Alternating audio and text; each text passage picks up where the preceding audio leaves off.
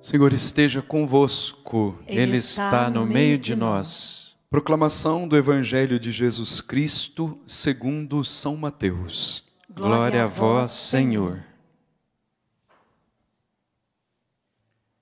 Naquele tempo, alguns mestres da lei e fariseus disseram a Jesus: Mestre, queremos ver um sinal realizado por ti. Jesus respondeu-lhes: uma geração má e adúltera busca um sinal, mas nenhum sinal lhe será dado, a não ser o sinal do profeta Jonas. Com efeito, assim como Jonas esteve 3 dias e 3 noites no ventre da baleia, assim também o Filho do Homem estará 3 dias e 3 noites no seio da terra. No dia do juízo, os habitantes de Nínive se levantarão contra essa geração e a condenarão, porque se converteram diante da pregação de Jonas. E aqui está quem é maior do que Jonas. No dia do juízo, a rainha do sul se levantará contra essa geração e a condenará, porque veio dos confins da terra para ouvir a sabedoria de Salomão. E aqui está quem é maior do que Salomão. Palavra da salvação. Glória a vós, Senhor. Louvado seja nosso Senhor Jesus Cristo. Para sempre seja louvado. Os fariseus aproximam-se de Jesus pedindo: Mestre, queremos ver um sinal realizado por ti. É uma pergunta daqueles que constantemente querem colocar Jesus à prova. E agora, sabendo da fama de Jesus, diz: queremos ver um sinal. É um pedido muito inusitado. Queremos que realizes um sinal. Queremos ver um sinal realizado por ti. É como se dissesse assim: precisamos de um sinal para acreditar em quem o Senhor de fato é. Existem inúmeras recordações no texto da Sagrada Escritura, que não só entre os mestres da lei e dos fariseus, mas até entre aqueles com os quais Jesus conviveu. Jesus não pôde realizar muitos milagres, e nós já ouvimos isso na semana passada. Jesus não pôde realizar milagres porque encontrou ali uma grande indiferença de fé. Não acreditaram em Jesus. E a constatação do Evangelho foi essa: não realizou milagres ali entre os seus porque eles não tinham fé. Sabe por quê? Porque é o contrário, não é que tem que realizar milagres para que possamos ter fé. É claro, a linguagem do milagre tem esse objetivo na Escritura. Por exemplo, quando realiza um milagre, é para despertar a pessoa para a vida de fé. Mas veja a ordem das coisas, é ter fé. Pela fé, nós enxergamos os sinais de Deus. Isso é um despertar para uma consciência da real presença de Deus na nossa vida, da real presença de Deus na nossa história. E aí o texto diz assim, respondendo a esses mestres da lei e fariseus: olha, não vou dar nenhum sinal a não ser o sinal de Jonas. Que sinal é esse sinal de Jonas? Olha a referência que a Escritura faz.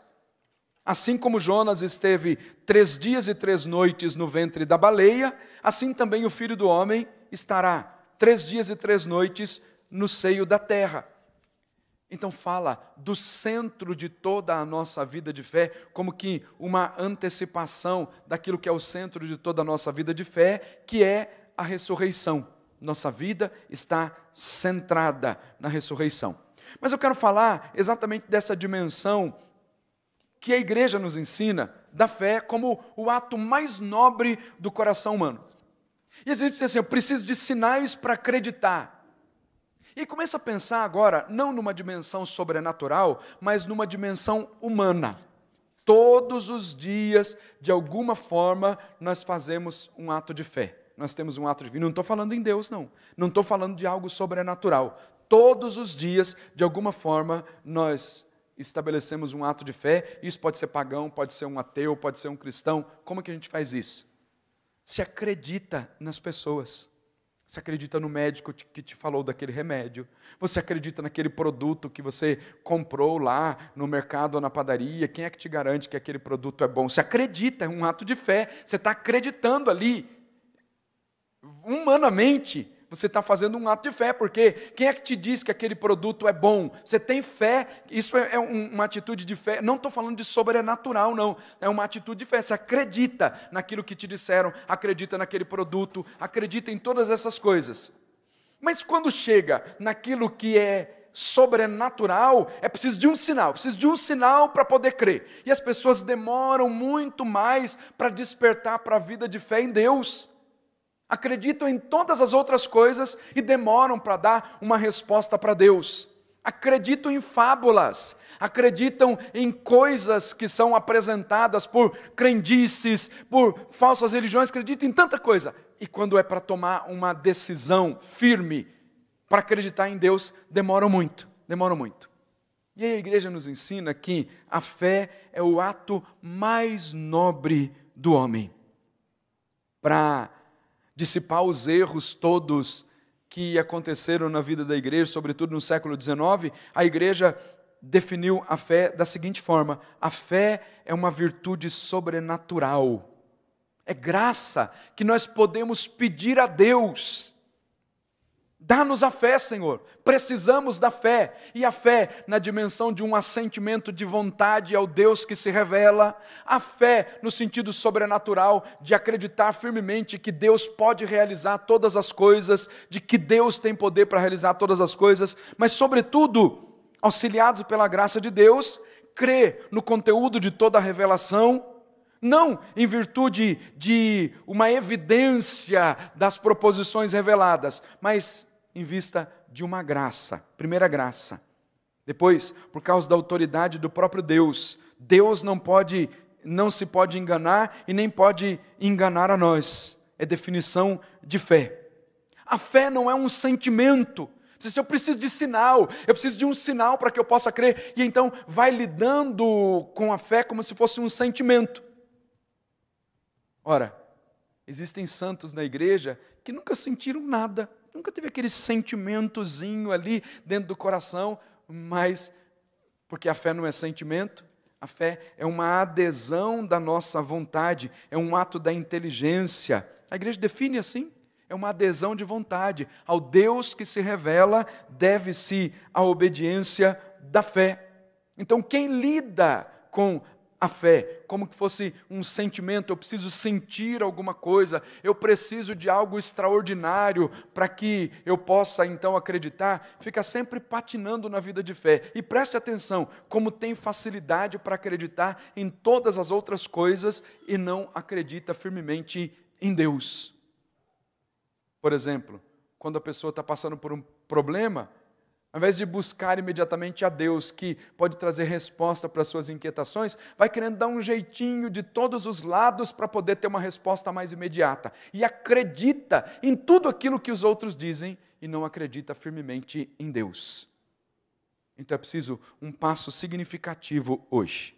Esse passo significativo é um passo de fé, um ato livre, uma adesão de vontade, um gesto voluntário prestado à autoridade de Deus que se revela, um gesto nobre da nossa vida em acreditar no Deus que se revela, um ato nobre, que é um assentimento da vontade, para dizer assim, que é na liberdade, nós somos livres e nessa liberdade nós damos um assentimento a Deus, tendo que nós cremos firmemente em toda a verdade revelada. A fé, irmãos e irmãs, é necessária para a nossa salvação. Assim diz-nos a Escritura. A fé é a posse antecipada da realidade das coisas que nós esperamos. É a demonstração das coisas que nós não vemos. Sem fé é impossível agradar a Deus. Nós precisamos então da verdadeira fé. Precisamos viver a fé para então progredir na presença do Senhor. Sem fé é impossível agradar a Deus. Quando você, por exemplo, vai à igreja levar uma criança para ser batizada, o que significa isso? Significa que você deu um consentimento de fé a Deus, que você vive a fé e que você quer que essa fé seja transmitida para aquela criança. Então viva bem a fé. A fé é dom de Deus, fé é graça. E ao Deus que se revela, deve-se inteiramente o nosso obséquio aqui, a nossa obediência de fé. Que nós sejamos sempre prontos para dar uma resposta ao Senhor e que nós não sejamos indiferentes diante da graça que o Senhor nos apresenta. Seja um homem e uma mulher de fé, e aqui no sobrenatural, fé em Deus, fé na verdade revelada. Que todos os dias renovemos a nossa adesão de fé no Senhor. Assim seja, em nome do Pai, do Filho e do Espírito Santo. Amém. Amém.